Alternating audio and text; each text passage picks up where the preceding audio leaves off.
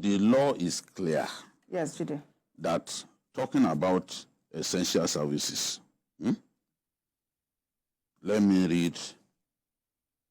No person, that is the Trade Union Act, Section 43(1)(a). No person shall subject any other person to any kind of constraint or restriction of his personal freedom in the course of persuasion. 1(b) says no trade union or registered federation of the trade unions or any member thereof shall in the course of any strike action compel any person who is not a member of his union to join any strike. Even that one, they breached that one. The Miscellaneous Offences Act. Tampering with electric plants, works, etc.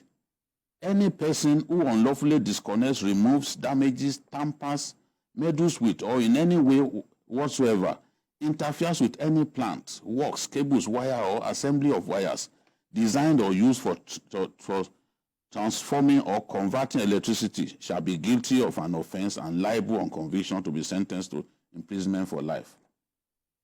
10. Any person who unlawfully disconnects, removes, damages, tampers, meddles with, or in any way whatsoever interferes with any electric fittings, meters, or any appliances used for generating, transforming, converting, conveyancing, supplying, or selling electricity shall be guilty of an offense and liable on conviction to imprisonment for a term of not exceeding 21 years. There are other areas that they shouldn't have gone to that they went to. Essential services, even CBN staff. You can't compare CBN staff to join your strike. They are part of essential service. Those who work in security, printing and minting company, they are also deemed to be part of essential service, just like hospitals. But we have a situation in which people went switched off the national grid and recorded themselves. That is high treason. And again, I'm saying that, look, because we know the strike will not end, they will still find a way to go on strike. If they switch off the national grid again and no Ribadu is there, he can't call the security agents to secure our national asset. Then he knows that he's not up to his job. I do not expect this to happen again. Because it will now show that, oh, we have laws, but some people are bigger than our laws. Ajero, or anybody for that matter, is not bigger than the laws of our country. The laws of our country are meant to be obeyed. When they're on strike, there's no country in the world where they strike like South Africa. When they go on strike, they know that essential services must go on.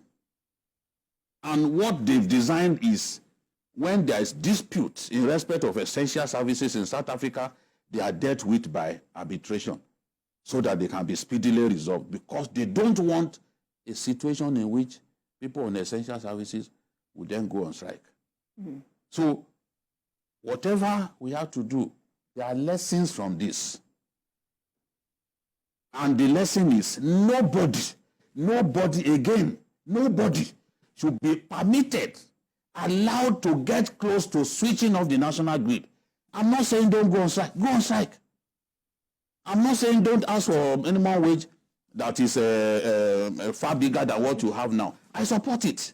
But know your boundary, know your limitations.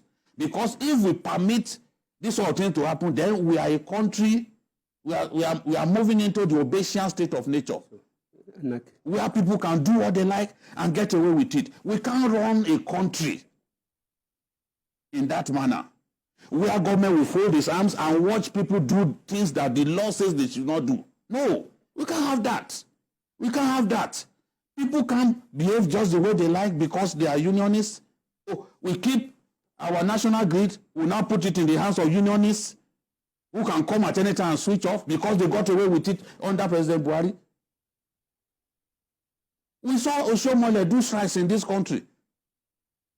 I've known Oshomole as a union leader in Arewa Tex in Kaduna, where I started my career.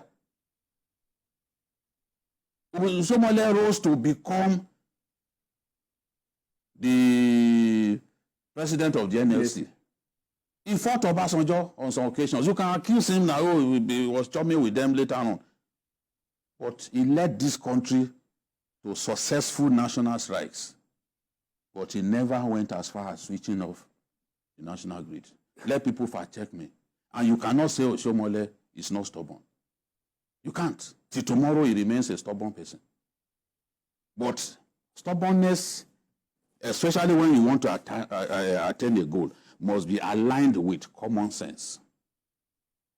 Not to wage a war against your country because you want more money. No. You can abuse me all they like.